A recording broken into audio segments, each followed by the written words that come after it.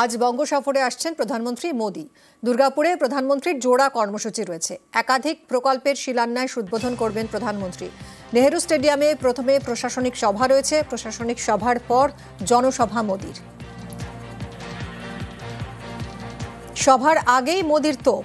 আজ দুর্গাপুরে নরেন্দ্র মোদীর সভা, আর তার আগের রাতেই বাংলায় পোস্ট করে তৃণমূলকে নিশানা। তৃণমূলের বিরুদ্ধে অপশাসনের অভিযোগ। মোদীর দাবি একমাত্র বিজেপিই পারবে বাংলার উন্নয়ন করতে।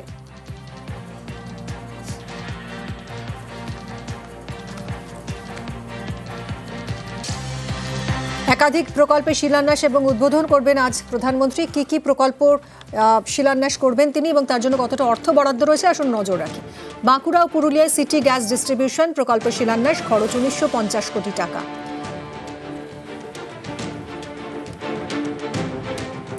১৩২ কিলোমিটার দুর্গাপুর হলদিয়া ন্যাচারাল গ্যাস পাইপলাইনের উদ্বোধন করবেন আজ প্রধানমন্ত্রী মোদী, যে খাতে খরচ বরাদ্দ ১১৯০ কোটি টাকা।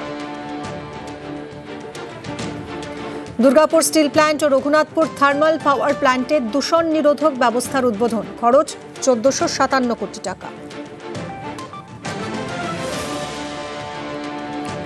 পুরুলিয়া কোটশিলা ৩৬ কিলোমিটার ডাবল লাইনের উদ্বোধন, খরচ ৩৯০ কোটি।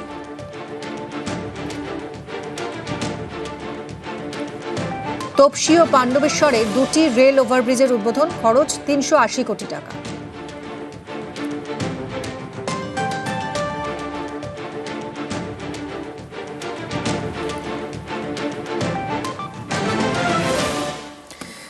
আজ প্রধানমন্ত্রীর সভায় কি দিলীপ ঘোষ থাকছেন কিনা এই নিয়ে প্রশ্ন উঠছিল বঙ্গ রাজনীতিতে, কিন্তু মোদীর সভায় থাকবেন না দিলীপ ঘোষ, আগের অবস্থানেই অনড় তিনি।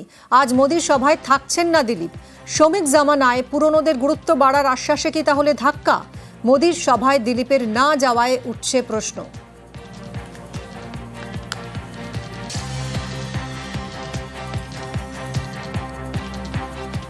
মোদীর সভার আগে ইঙ্গিতপূর্ণ পোস্ট দিলীপ ঘোষের। প্রধানমন্ত্রীর সভার পোস্টার ফেসবুকে পোস্ট বিজেপি নেতার।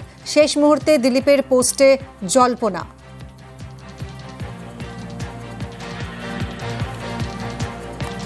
এদিকে বিজেপির আর এক প্রাক্তন সভাপতি সুকান্ত মজুমদার, তিনি দাবি করেছেন কেন্দ্রীয় নেতৃত্বের তলবে আজ দিল্লিতে যাচ্ছেন দিলীপ ঘোষ। মোদীর সভায় তাই থাকবেন না, দাবি সুকান্ত মজুমদারের।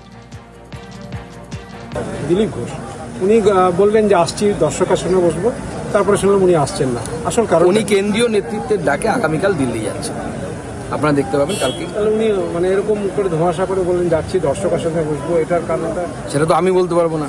আপনি ভুল জায়গায় প্রশ্ন করছেন।